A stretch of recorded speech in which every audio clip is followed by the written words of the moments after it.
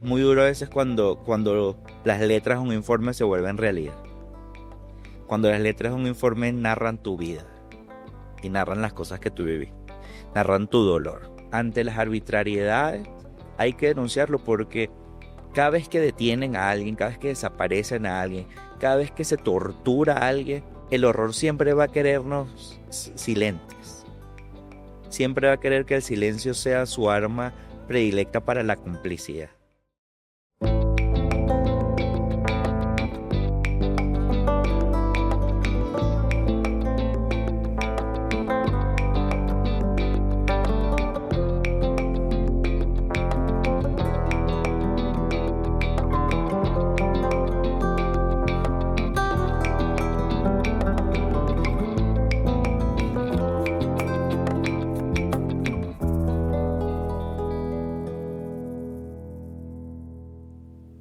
Cuando uno trabaja con organizaciones de derechos humanos o en la defensa de los derechos humanos, a veces cree que está preparado para ciertas cosas, porque estudia, porque aprende, porque investiga, hasta que la realidad cae sobre ti y te demuestra que no solo no estabas preparado, sino que la vida te tiene muchas más sorpresas de las que te podías imaginar.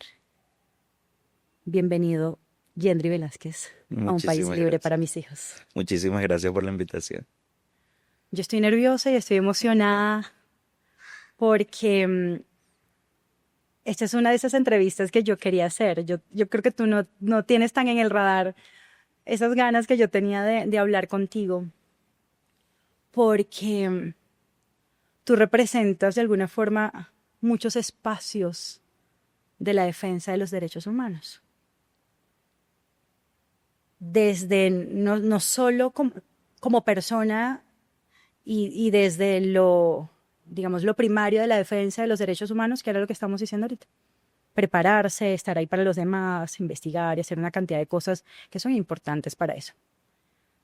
Sino que también has estado del otro lado. Yendri, empecemos por qué te hizo llegar a los derechos humanos, a las organizaciones, a la defensa, el trabajar, esa lucha que se ha vuelto parte de ti. Mira, yo recuerdo hace, pues, ya no tengo la cuenta clara, hace como 12 años, más o menos, tenía como 20, 19 años.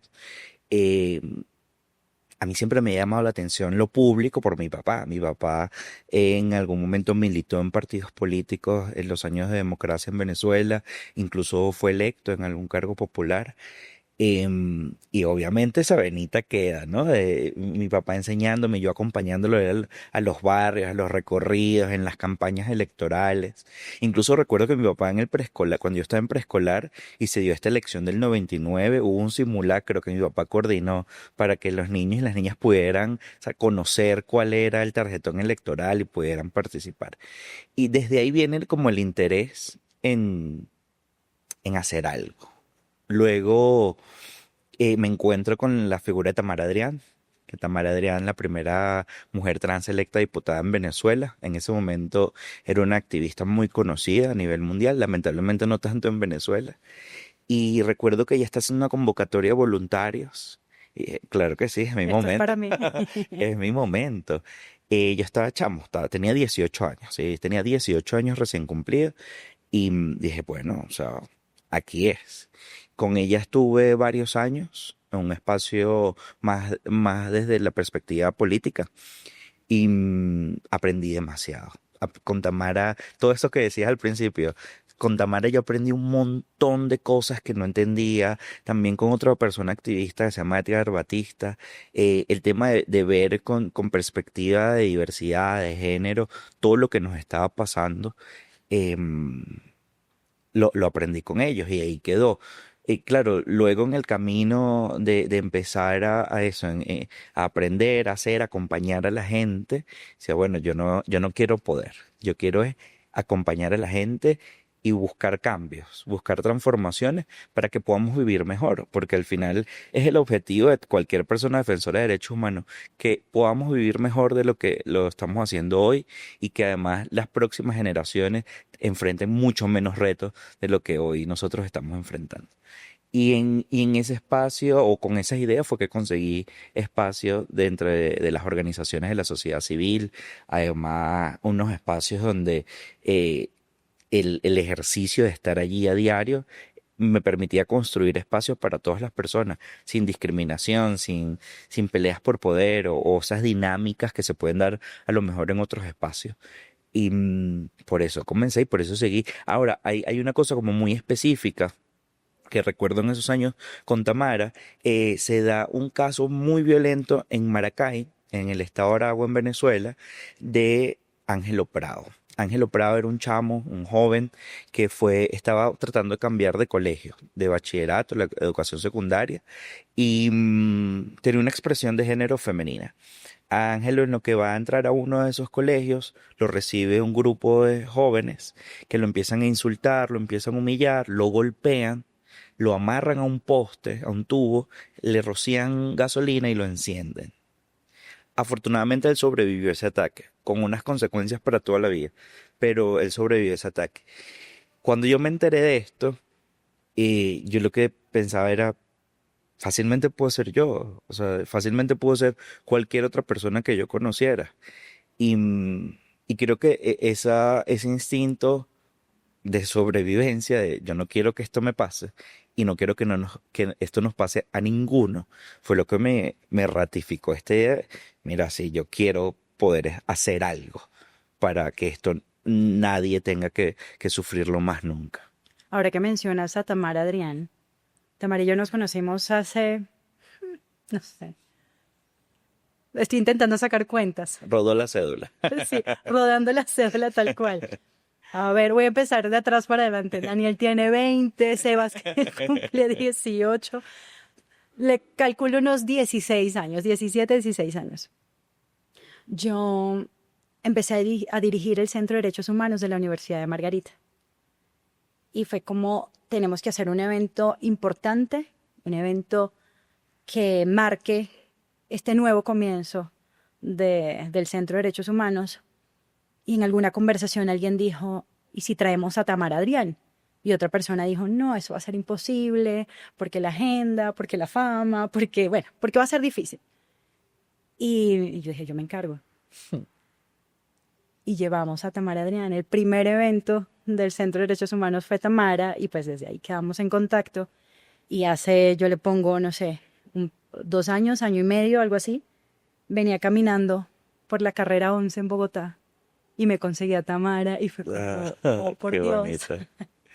Además hay una cosa que a mí siempre me ha quedado de Tamara, es lo integral que ella es como profesional, lo integral que es como ser humano, además una mujer increíblemente interesante, pero esa capacidad que ella tiene en el momento de defender derechos, de verlo todo y de tratar de ser eso, integral con la forma en la que defiende los derechos, en la forma en la que, claro que hay un foco específico en temas de género y diversidad, pero eso no limita otros aspectos de la vida de las personas que estamos defendiendo o acompañando. Y creo que eso es uno de los aprendizajes más importantes, además del montón de resoluciones de Naciones Unidas que me mandaba a leer.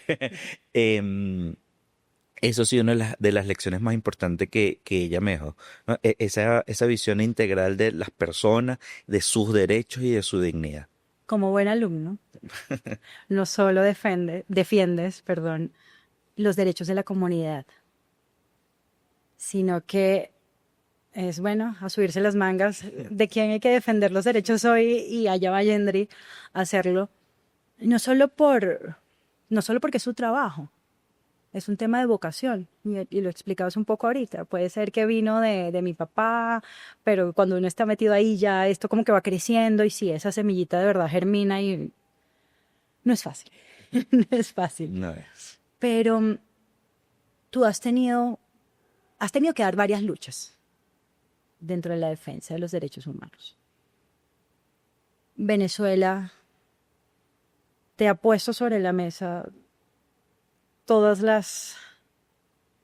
A ver, lo voy a decir de otra forma, como que si tú eres alumno de Tamara Adrián y estás hablando de esa integralidad de saberes, Venezuela te ha permitido ponerlo en práctica en todas las áreas.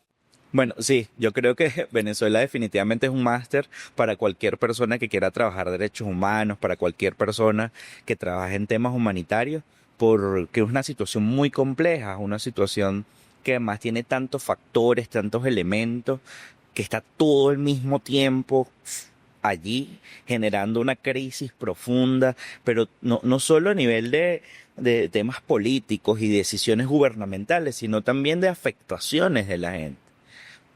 Por donde veas tú la gente la está pasando mal. Por donde veas hay vulneraciones de derechos en lo económico, en lo social, en lo cultural, en lo ambiental, en cualquier derecho civil o político. Y creo que a pesar de toda la preparación que la sociedad civil venezolana ha tenido que pasar, nunca estamos completamente preparados para enfrentar lo que nos toca. Lo decías al principio y hay cosas que además uno no los ve venir, especialmente como defensor de derechos humanos.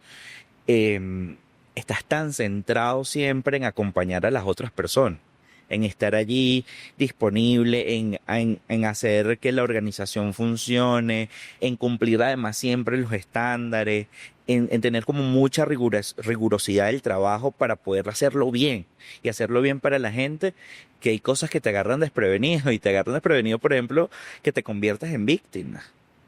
Y eso lamentablemente no estamos suficientemente preparados y creo que nunca deberíamos estar preparados para ser víctimas porque eso no es lo ideal. Pero estamos tan centrados en nuestro trabajo y en tratar de que el horror que está pasando no continúe, que a veces nos olvidamos que somos unas personas vulnerables y que nos pueden pasar cosas, especialmente por lo que hacemos. Y eso, o sea, eso te obliga a tratar de pensarlo. Se me viene a la mente la imagen de uno de los personajes de Avengers, como estabas imaginando la cantidad de escenarios posibles, eh, porque es que es eso, son millones de cosas que están sucediendo al mismo tiempo, millones de afectaciones, distintas formas de afrontar la crisis, pero además también te obliga a pensar muchas formas para buscar sobrevivir. Pero además, esto lo hablábamos antes de comenzar a grabar, todos los días pasa algo. Cuando estás trabajando en algo, concentrado trabajando en algo, al día siguiente pasa otra cosa. No necesariamente tiene que ser peor a la anterior, pero además es muy complejo como darle un nivel a qué es peor que qué, porque eso que, esa vulneración que tal vez parece muy pequeña hoy, va creciendo y se vuelve algo abismalmente difícil de trabajar. Y además creo que una de las cosas que hace que todo sea difícil es que todo se va sumando como de este mismo morral que cargamos. Y es una piedrita más tras otra piedrita, que terminan siendo ese montón de vulneraciones y de cosas que suceden. Son las personas que hoy sufren detenciones arbitrarias, desapariciones forzadas, son tus amigos que están en esa situación. Son las veces que tienes que guardar silencio porque el contexto te lo exige. Son los dolores individuales de no estar donde quisieras estar, de haber sufrido lo que sufriste y de estar todos los días además viendo como no solo lamentablemente en nuestro país, sino en el mundo, las instituciones no están dando las respuestas oportunas para que la gente deje de vivir el horror que está viviendo. Y eso son piedritas que se suman, que bueno, individualmente a lo mejor no pesan tanto, pero cuando se suman a ese cúmulo de cosas que traemos, a veces se hace insostenible, a veces se hace abrumador. Y creo que además hay un tema ahí de aceptarlo también como persona, decir, hay momentos en que uno dice, no, no puedo más, esto me supera, Se me ocurren 10.000 preguntas. 10.000. Quiero hacerlas todas en este momento. hágala todas. Porque tú hablabas de lo particular como víctima. si metemos justamente en ese saco todas las cosas, la pregunta ni siquiera cuál es la peor porque todas son difíciles, pero lo voy a hacer un poquito más abierto. ¿Con cuáles te ha tocado lidiar más, luchar más? Mira, yo creo que hay una cosa que en toda mi vida tuve que lidiar, era la posibilidad de no ver un futuro en el país, ¿no? Y eso a medida que iba creciendo, era mucho más tangible.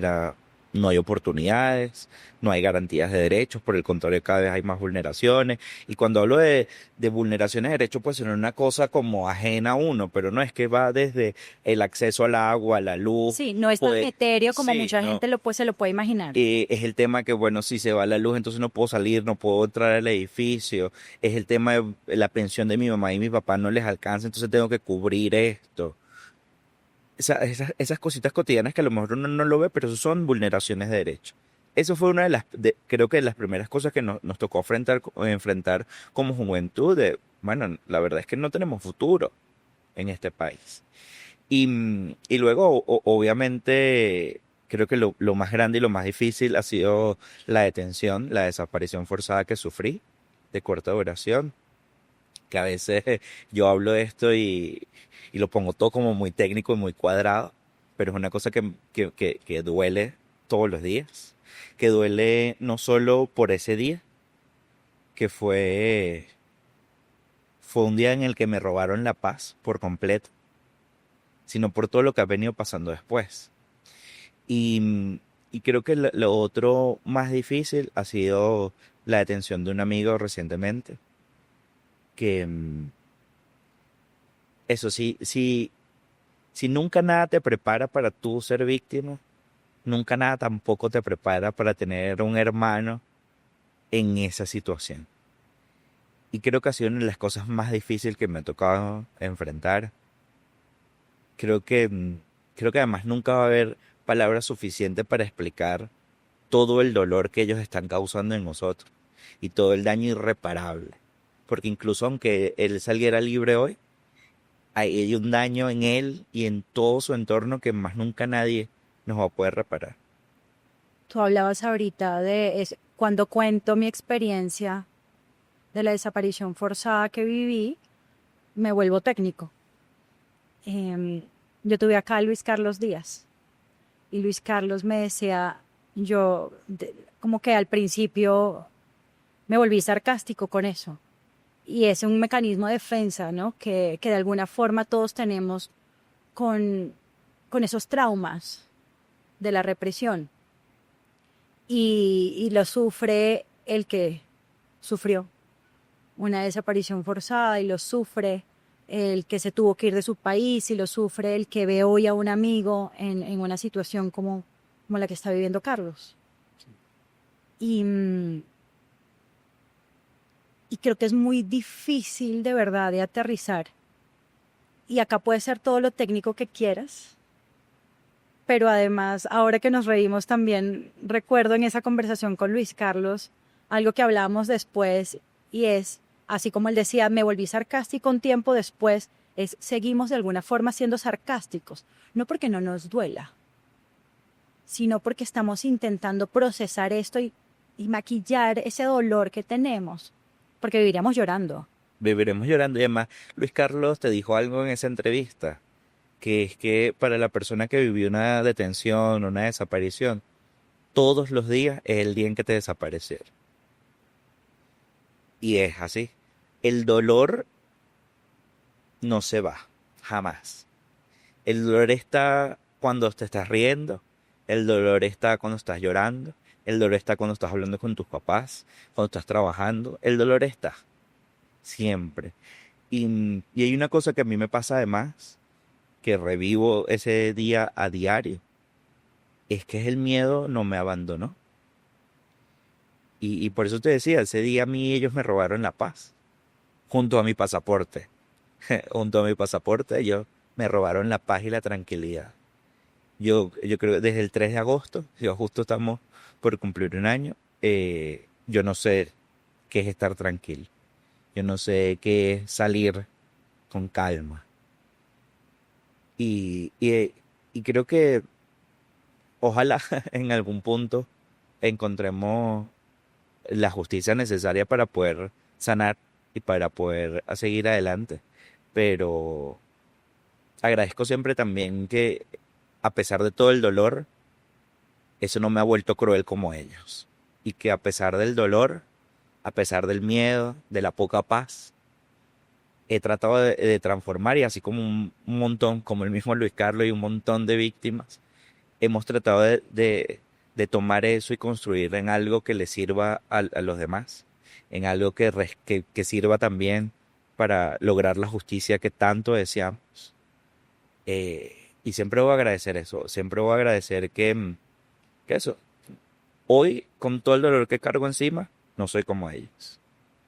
El dolor me ha servido también para ser mucho más empático, para además ratificar mi compromiso con la gente, porque al final, como defensor de derechos humanos, toda la acción, todo lo que hacemos, siempre tiene en el centro a la gente, a sus derechos y a su dignidad. Y creo que eso es lo más importante de todo, que el dolor nunca nos transforme en seres crueles, en perpetuadores del horror, ni en colaboradores del horror. No, después de esa frase no sé qué decir. Hay algo que pensamos, lo hemos conversado y que en lo que estamos de acuerdo. Y es en ser esa voz del que no tiene voz. Es no callar a pesar del miedo. Es seguir en la lucha a pesar de lo difícil que es. Porque hoy nosotros estamos fuera, nuestra prisión es diferente. Eso no lo entiende todo el mundo. Pero tenemos amigos que están sufriendo lo que nadie debería sufrir en este momento. Y no darle paso al silencio es parte de esto. Sí, yo recuerdo en una formación en Caracas con una compañera de una organización feminista, eh, ella estaba hablando y citó a alguien, nunca la recuerdo, pero, nunca recuerdo de quién es, pero dijo una frase que dice, el silencio no nos protegerá. Y para mí se quedó, y la uso como ley de vida. El silencio nunca nos ha protegido. Nunca nos ha protegido de la violencia, nunca nos ha protegido de la discriminación, nunca nos ha protegido de las arbitrariedades. Y en este contexto, el silencio no nos protege. Claro que hay miedo, claro que pasan mil cosas que a veces tú dices, bueno, me meto menos en problemas si guardo silencio. A lo mejor me puede dar una sensación de seguridad no decir ciertas cosas, pero yo creo que todo lo que estamos viviendo nos obliga a hablar. Y que obviamente todo con sus matices, todo desde la necesidad de cuidarnos colectivamente, de cuidarnos individualmente, de saber cómo, cuándo, en qué espacios. Pero ante el abuso hay que denunciar, ante las arbitrariedades hay que denunciarlo porque cada vez que detienen a alguien, cada vez que desaparecen a alguien, cada vez que se tortura a alguien, el horror siempre va a querernos silentes. Siempre va a querer que el silencio sea su arma predilecta para la complicidad. Y si eso es lo que el horror quiere, nosotros no podemos permitirnos darles ese gusto. Hay que afrontar algunos riesgos y es difícil. Hay muchas veces que hablamos y que tratamos de ayudar a amplificar las voces de los otros y nosotros mismos, nosotras mismas estamos muertas de pánico, de miedo, de terror. Pero es la única manera de salir adelante, la única manera de tratar que las cosas que están sucediendo hoy no se repitan, de construir memoria, de hacer alertas necesarias. Es hablando, es denunciando. Acabas de decir algo que, que me ha sonado además mucho en la cabeza estos días, porque yo me siento a leer los comentarios de las personas en las redes, de los videos, de los clips que subimos de las entrevistas, Y en TikTok particularmente ha habido una especie de guerra en en algunos clips. Y creo que a mí lo que me duele de esas conversaciones es la memoria. Es, creo que hay mucha memoria a conveniencia en algunas conversaciones, pero no podemos permitir que nos borren la memoria. No la nuestra realmente, pero nos incluyo como Claro, la en ese. colectiva. Pero la memoria de los que vienen. Nosotros somos la memoria de los que vienen. Y tenemos que hablar, y tenemos que contar. Y incluso hay una cosa que hay que tener en cuenta, es que a muchos les va a llegar. Antes nos informábamos y podíamos ir a una hemeroteca o podíamos incluso buscar en internet publicaciones de tal año porque existían medios de comunicación, porque existían medios que contaban la verdad. Lamentablemente eso en Venezuela hoy no existe.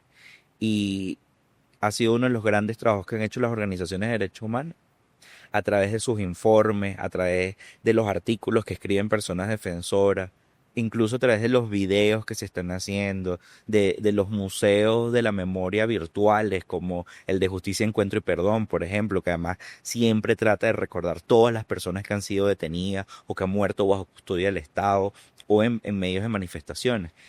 Y eso hoy va a ser, hoy está siendo la gran construcción de memoria colectiva para el futuro.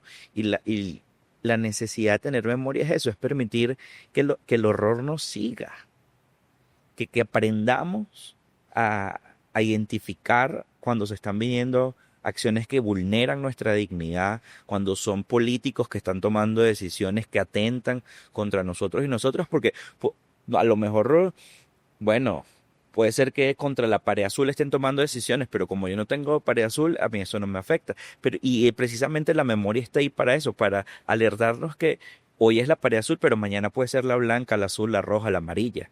Y que precisamente por eso debemos cuidar estándares, por eso deberíamos cuidar el debido proceso, por eso la justicia tiene una razón de ser, por eso los sistemas, las instituciones tienen razón de ser. Y la memoria está ahí como un constante recordatorio de eso. ¿Sabes qué me preocupa del futuro? Que así como nosotros estamos contando parte de lo que está pasando, porque además, por más que intentemos, hay una parte de la historia que no alcanzamos a contar. El lado no tan bonito de esta historia también está contando lo suya. Y al futuro le toca, o sea, no le toca a ellos, nos toca a nosotros. Formar ese criterio que les permite entender que eso que están leyendo a futuro puede ser o no real, porque no somos los únicos que Y, contamos. y para eso hay algo muy poderoso que son los estándares de derecho, que nos dice cuál es el deber ser de la aplicación del derecho, la garantía del derecho y de la responsabilidad que tienen hoy los estados y sus funcionarios y funcionarias. Y eso hay que aclararlo. El poder siempre va a contar la historia de la forma que le favorezca. Y precisamente nuestro rol como organizaciones, como personas defensoras, pero también como víctimas. Al final, los comités de víctimas en el mundo han logrado transformaciones, precisamente por ese poder que le da narrar lo vivido. Somos estos grupos de personas lo que vamos a poder hacer el contrapeso necesario. El poder siempre va a ser el poder y siempre va a jugar a su conveniencia. Por eso es importante no desdibujarnos en nuestro rol. Aunque nos guste quien esté hoy, aunque no nos guste quien esté mañana, siempre nosotros debemos tener claro cuál es nuestro rol.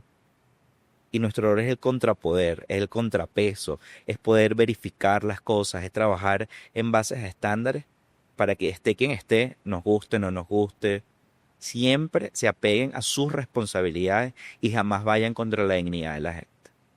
Tú comenzaste muy chiquito en esto de la defensa de los derechos, no solo en la defensa de los derechos, en esto de estar ahí para los demás, para la comunidad, no solo la comunidad LGBTIQ+, si lo digo mal, perdón, Lo dijiste bien, tú 20 puntos. sabes, 20 puntos. tú sabes que no es fácil, pero digamos que cuando se es tan joven, no siempre se tiene claro cuál es el camino o cuál es ese primer paso. Para algunas personas puede ser un poquito más instintivo, pero hay muchos jóvenes que hoy quieren ayudar y no saben cómo hacer. Y siempre es como, oigan, ¿por dónde empiezo? Y creo que muchos tenemos una respuesta medio en común, es por dónde quieres empezar y por dónde te sientes cómodo y qué es eso que te mueve, ¿no? Pero desde tu experiencia, apoyando tantas causas, ¿qué te gustaría decirle a los jóvenes que te están escuchando en este momento? Semejante tarea, semejante tarea. Antes de decir cualquier cosa, quisiera como lamentar profundamente que hoy estemos viviendo un espacio cívico tan cerrado, que tengamos hoy cada vez menos espacios para participar abiertamente, porque además la participación puede ir en cualquiera de los espacios, desde recuperar canchas en donde vivimos, pintar murales, escribir canciones por la libertad, por los derechos, por la igualdad, por los valores en los que creamos, por la familia, por cualquier cosa. Y también pasa por, bueno, empezar a participar políticamente en un partido o empezar a formar parte de una organización de derechos humanos, empezar como voluntario o voluntaria en un centro de derechos humanos en una universidad, si somos estudiantes universitarios, o empezar a generar grupos, ¿sabes? De estos que vamos a voluntarios en los hospitales, en los preescolares, a leer cuentos a chamos, en cualquier espacio en que nosotros sintamos que podamos estar haciendo algo productivo, que podamos estar ayudando a mejorar la vida de alguien en alguna instancia. Porque cualquier forma de participación es vital. Desde los espacios comunitarios o cualquier espacio donde podamos hacer contraloría al poder, a los presupuestos ejecutados, a qué se va a ejecutar, pero también desde otras facetas, desde, bueno, cómo acompañamos a través de voluntariado a sembrar árboles, hoy en medio de una crisis climática, por ejemplo. Cualquier espacio de participación es importante porque al final somos seres gregarios, somos seres además que vivimos en comunidad y que precisamente acompañarnos en los distintos espacios de la vida es lo que nos va a permitir sobrevivir. Porque en estos contextos complejos que nos ha tocado, nadie puede sola, nadie puede solo. Solo acompañándonos en el ejercicio de la solidaridad, de la empatía, es que vamos a permitir construir respuestas a lo que estamos viviendo. Llamemos esto violaciones masivas de derechos humanos como en Venezuela, crisis de institucionalidad como muchos países en Latinoamérica, la crisis climática, la crisis de los estados de derechos en el mundo, genocidios, invasiones, cualquier crisis que estemos enfrentando, ninguna la vamos a poder enfrentar solo. Y eso lo hablo a nivel individual, pero también como sociedades, como países. Venezuela hoy no puede sola. Por eso necesita de comunidad internacional. Pero asimismo como Venezuela, el conflicto armado en Colombia no se resuelve solo. Necesita de la solidaridad del mundo.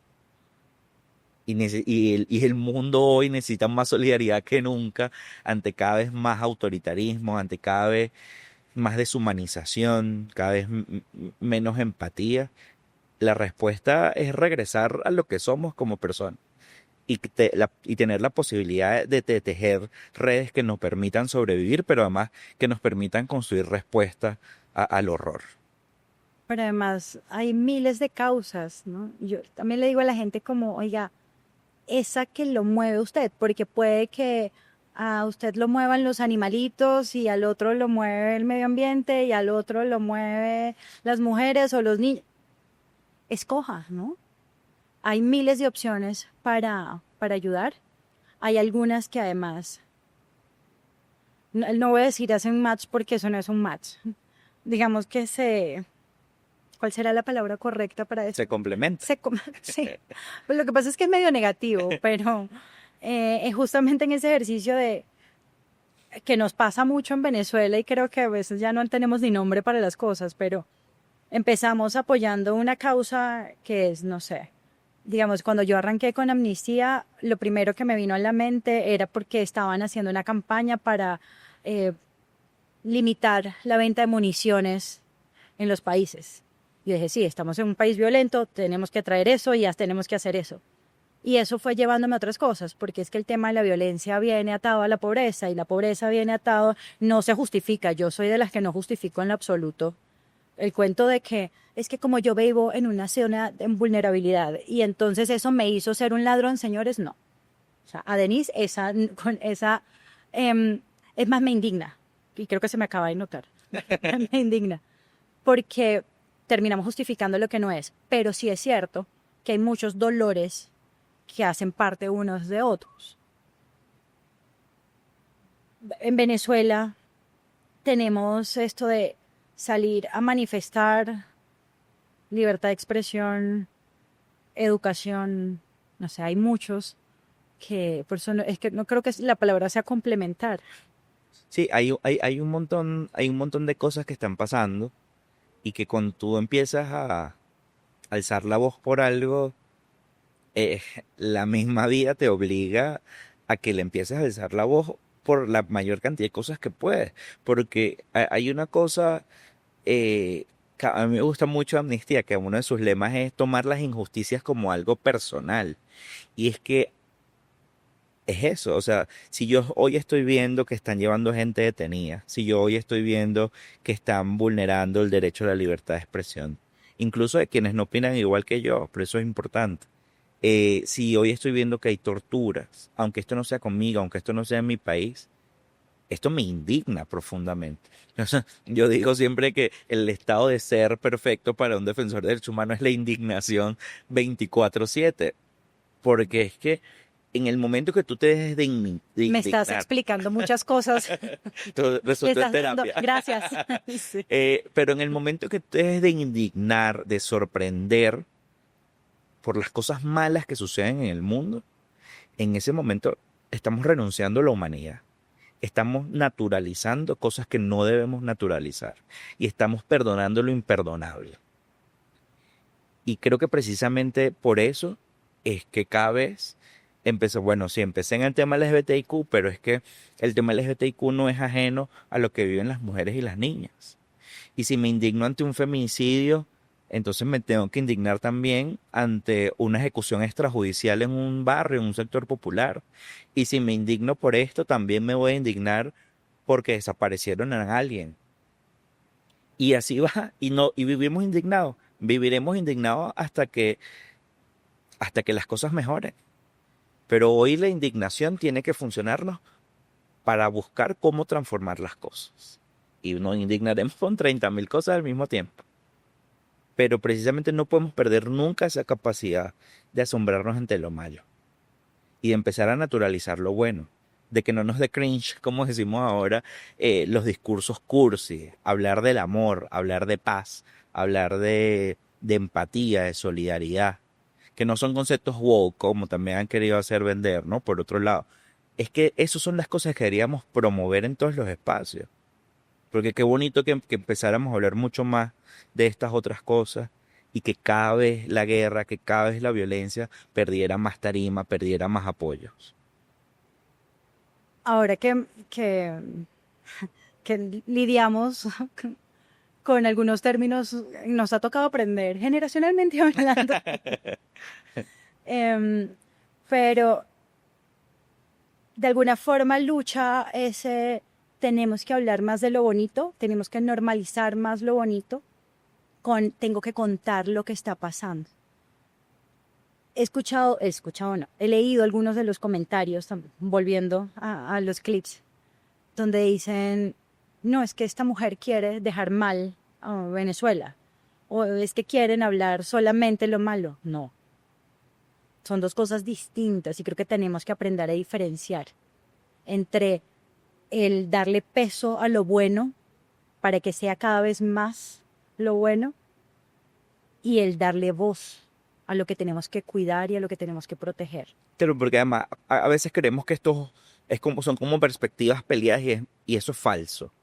El tema es que hay una cosa que es la propaganda y otra cosa que es hablar de las realidades. Hoy quienes quieren hacer ver o quienes te comentan en TikTok, que nos ha pasado también, de ustedes están vendiendo solo lo malo, que horrible, no quieren a su país. No quiero. No, Nosotros estamos hablando y denunciando el horror que han causado en nuestro país. Nosotros estamos hablando del dolor que le han causado a madres, a padres, a hijos, a una cantidad de gente históricamente que está siendo hoy vulnerada, que hoy está viviendo las peores cosas que nadie debería vivir. Pero además yo hablo de esto y para mí hablar de lo bonito es, bueno, hoy estamos viendo esta realidad. Hoy, por ejemplo, decía el informe, metiendo publicidad del informe de Amnistía Hablemos Internacional, del informe de amnistía, por favor. se está hablando de desapariciones forzadas como política sistemática de la administración de Maduro. Y esto hay que denunciarlo, es la realidad. No estoy pintando mal el país, estoy hablando de una realidad Pero documentada, evidenciada, pero al mismo tiempo estoy diciendo, yo en el futuro no quiero que esto sea una realidad. Yo creo que en el futuro haya reparaciones para estas personas, pero más que en el futuro Venezuela no sea hoy lo peligroso y las alertas rojas que está haciendo para los extranjeros, sino que en el futuro nosotros podamos ser un país que le dé la bienvenida al turismo, que le dé bienvenida a cualquier persona que quiera migrar y que quiera trabajar en nuestras tierras. Que no sea hoy lo que está haciendo para los venezolanos y para los extranjeros que están yendo para allá, sino que sea la Venezuela con la que soñamos todos los días, que es una Venezuela donde sí, pues, hay cosas bellas de la naturaleza, pero es que eso hoy está limitado por la situación. Y nuestro sueño va a ser apuntar a construir un país donde la naturaleza esté abierta para todas las personas, que cualquier persona pueda disfrutar de una playa preciosa en Sucre, o que pueda ir al Salto Ángel, o que pueda ir a caminar en los médanos de Coro. Pero es que eso no va a ser posible si no hablamos de lo que está sucediendo y si no conseguimos justicia. yo tengo que hacer una pregunta personal. Y tú tienes el informe de amnistía en tus manos. ¿Qué pensaste cuando lo viste? O sea, siendo víctimas de una desaparición forzada. Creo que fue muy duro no solo, no solo por mí, sino incluso pensar en mi amigo, por ejemplo, en Carlos, en que vivió dos situaciones como las denunciadas ahí, y, y es muy duro a veces cuando las letras de un informe se vuelven realidad, cuando las letras de un informe narran tu vida y narran las cosas que tú viviste, narran tu dolor, narran el dolor de tus papás, de tus amigos, y, y creo que yo, obviamente uno como defensor le encuentra el sentido a la documentación, a trabajar por la justicia, a identificar patrones. Pero ya como víctima, cuando tú lees eso y te lees a ti, yo le agradezco profundamente a toda la gente que trabaja en organizaciones por, por su compromiso y por permitirnos un poquito de reparación. Porque cuando uno lee que quedó ahí, que queda escrito, que hay evidencia, que demuestran todo lo feo que viviste, también te da esperanza de que, bueno, lo conté, lo viví, me dolió, pero alguien está haciendo algo para que esto no se repita y para que además yo encuentre algo de justicia en algún momento. Y creo que eso es de las cosas más complicadas con Venezuela, que uno no sabe cuándo va a ser. Pero yo tengo, yo no sé si fe o esperanza en, en que algún día encontremos tranquilidad a través de eso, de la justicia. Y precisamente esos informes, que a veces sí son fastidiosísimos, son larguísimos, pero que relatan vidas, que relatan dolor,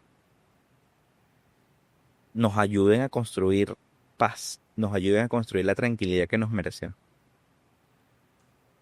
A veces leo algunos comentarios y vuelvo a mi estado de indignación cuando dicen como, ah, están llorando otra vez. No, eso es mentira. No, a este le pagaron. A mí me han dicho varias veces que me pagan por contar lo que está pasando en Venezuela. Em, y digo, yo no sé si es parte de ese ejercicio de deshumanización que hemos vivido o si de verdad hay personas que creen eso.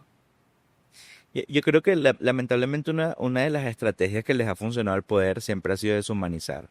¿no? En construir esta imagen de la otredad como si no fuésemos personas, como si no nos doliera, como si no sufriéramos, como si no nos alegráramos tampoco, o si solo nos alegráramos por lo malo. Y eso lo facilita también los algoritmos hoy de redes sociales, ¿no? Donde el hate, donde estos discursos violentos son los que ganan más espacio y ganan más visualizaciones y más likes y más comentarios y más difusión. Eh, y bueno, que digan, o sea, hay una cosa hoy que no podemos controlar, que es lo que puedan opinar el resto de las personas. Y especialmente ese nicho que está dedicado a la propaganda. Se- las lágrimas hoy, por contar lo que contamos, son de dolor, son sinceras, son honestas, porque tienen además una historia detrás. Historias de cosas que incluso a veces no nos atrevemos a decir, a nombrar, pero están ahí. Quien no les quiere creer que no las compre. Y ahí yo creo que hay una cosa, una premisa en red que yo utilizo mucho. Bueno, si no me gusta, no lo sigo, lo paso, le doy un follow y ya. El bloquear es Le fantástico, falta utilicen esa. silenciar. A mí me encanta además silenciar porque la gente Yo, cree que yo lo estoy leyendo. Y está bien, acúsame lo que quieras. A mí me ha pasado mucho en redes, especialmente en X, que me dicen que bueno, que lo que yo hago es porque estoy buscando fondos y dinero y tal. No saben la cantidad de trabajos que uno ha tenido que tener para poder sostener el activismo, que incluso a veces uno es el que paga las cosas de su dinero, de su bolsillo, para poder hacer algo.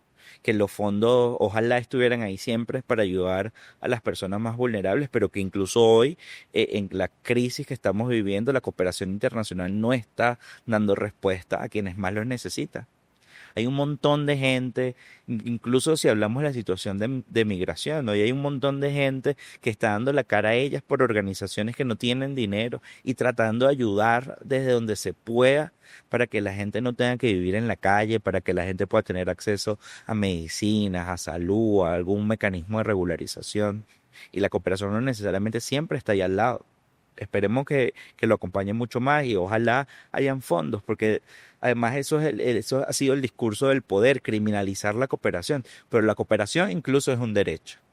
Que los estados ayuden a grupos vulnerables para mejorar su situación, para garantizar su dignidad, también es un derecho, pero además el ejercicio de la solidaridad.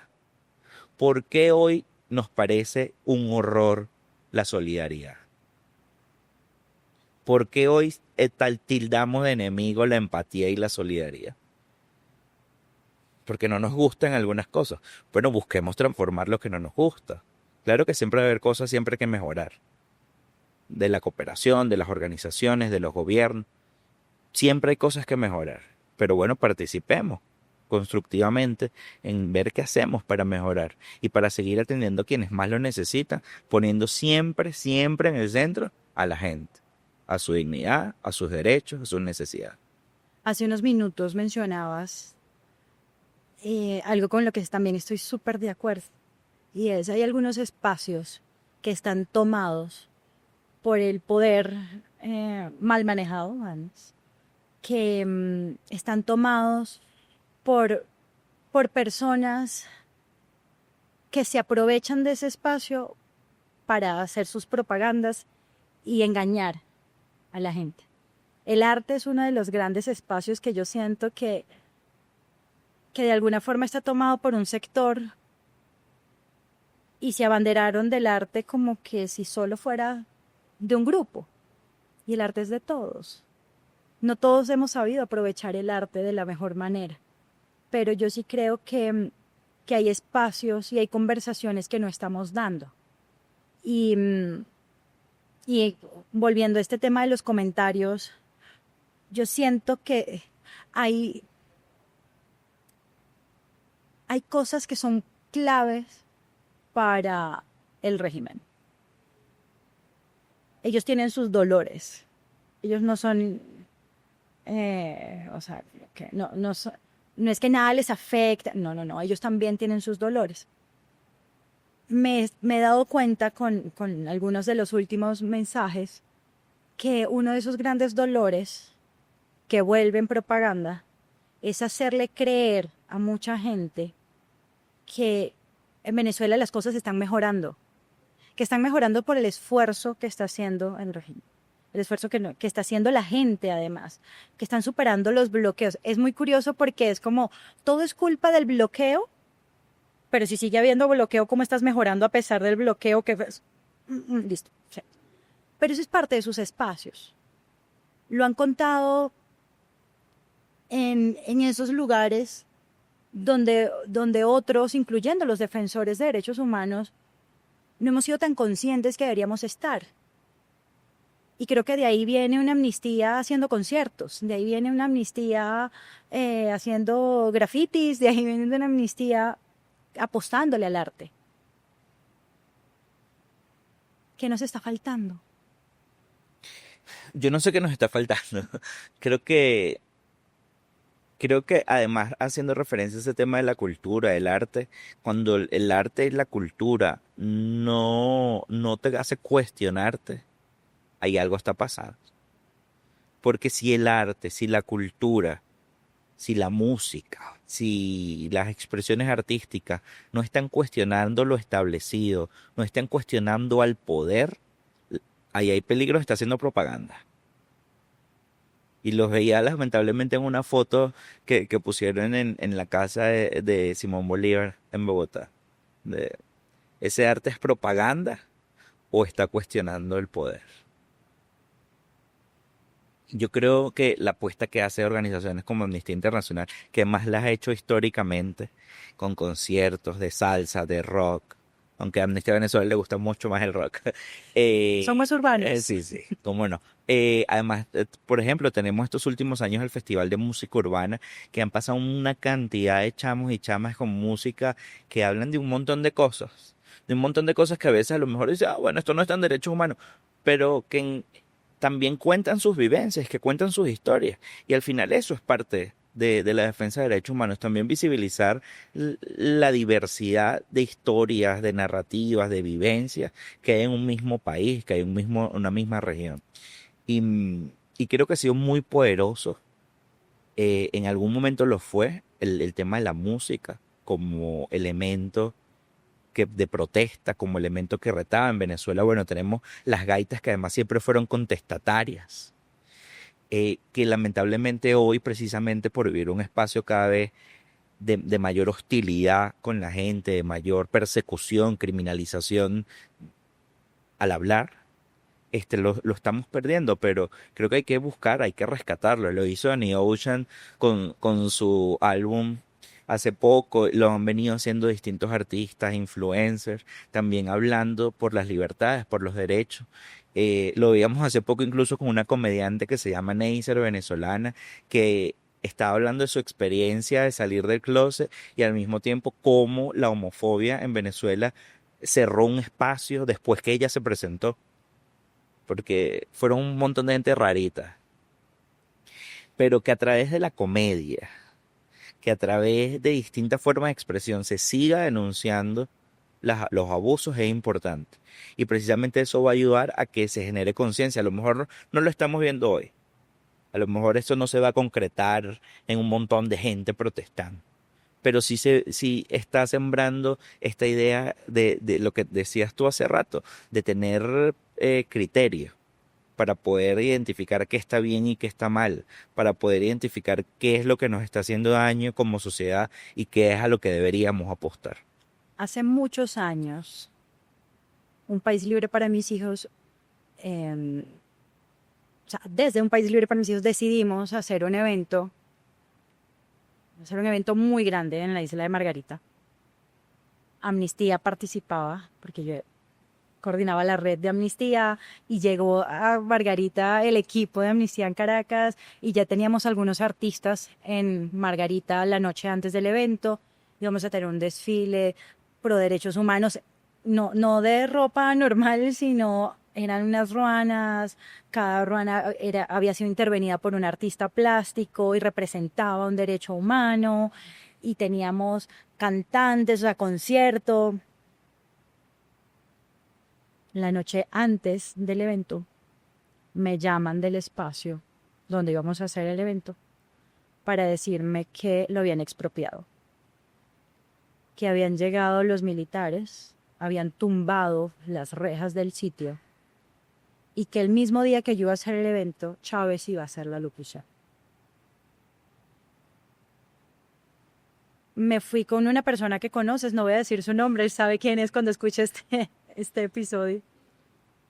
Y llegamos al sitio y los dos no podíamos, o sea, mirábamos todo y no podíamos creer lo que estaba pasando.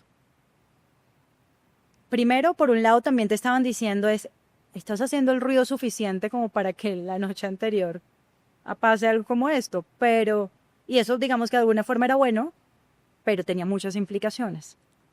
Y nos sentamos en la acera, los dos, yo primero a llorar, y de repente me dice, pues empecemos a llamar a las personas para cancelar. Oye, lo vamos a hacer en otro lado. Y logramos hacer el evento. Pero le estaban apostando al miedo que podíamos sentir. Le estaban apostando directamente a callarnos, le estaban apostando a que el silencio fuera la opción para nosotros. Y también lo hablábamos antes de comenzar este episodio y sabemos que el manejar el miedo no es fácil. Y no todo el mundo sabe cómo hacerlo y no todo el mundo sabe actuar a pesar del miedo. Además, ahí hay que decir algo. La CIDH lo documentó y lo denunció. El miedo en Venezuela es una política de Estado, terrorismo de Estado. Y precisamente las voces que hemos resistido es porque estamos convencidas de que el silencio no nos protegerá. Pero eso no quiere decir que el miedo se va. El miedo está. El terror está porque ellos lo sembraron a través de torturas, de desapariciones, de detenciones, de eso, de sembrar el horror. Pero voces como la tuya, voces como las organizaciones que están en terreno, los familiares de víctimas de los presos políticos, la gente del sindicato de profesores, de las enfermeras, hoy quienes siguen alzando la voz, lo hacen con miedo, pero un miedo que está ahí y que más bien nos motiva a hacer algo, porque con el miedo no nos quedamos y ya. Y entendimos, creo que eso ha sido uno de los grandes aprendizajes, que a pesar de todo el horror, a pesar de todo lo que hicieron para callarnos en las urnas electorales, para callarnos en las calles, para callarnos en cualquier espacio, la gente ha seguido manifestando en sus distintas formas y en la medida que el contexto lo permite. Pero sí creo que hay una cosa que entendimos como sociedad, es que el miedo no nos está protegiendo y nunca nos ha protegido. Y que enfrentar el miedo nos va a ayudar a seguir construyendo ese camino en la justicia. Llegó el momento de hacer la dedicatoria de este episodio. Y voy a hacer 2 dedicatorias. Una a Carlos Marcano. Que es una voz que hoy quieren silenciar, pero es una voz por la que estamos luchando. Carlos no está solo, tú sabes que no estás solo, y aquí estamos todos los que alzamos la voz para seguir haciendo lo que debamos hacer para que esté en libertad pronto. Y también quiero dedicarle este episodio a tu papá. No solo por haberte sembrado esa semillita por las personas, por las comunidades y por el otro, sino porque decidió ser la voz de su hijo y no callar en el momento en el que se lo llevaron y nadie sabía dónde estaba. Porque él sabía, como hoy sabemos nosotros, gracias a decisiones como esas, es que hoy nosotros sabemos que callar no es una opción. Así que, Yendri, gracias. No, gracias a ti. Y además, gracias a mi papá. Gracias a mi papá por no guardar silencio. Gracias. Mil y mil gracias por seguir trabajando por un país libre para mis hijos y por seguir siendo la voz de todas las personas que tanto lo necesitan. Muchas gracias.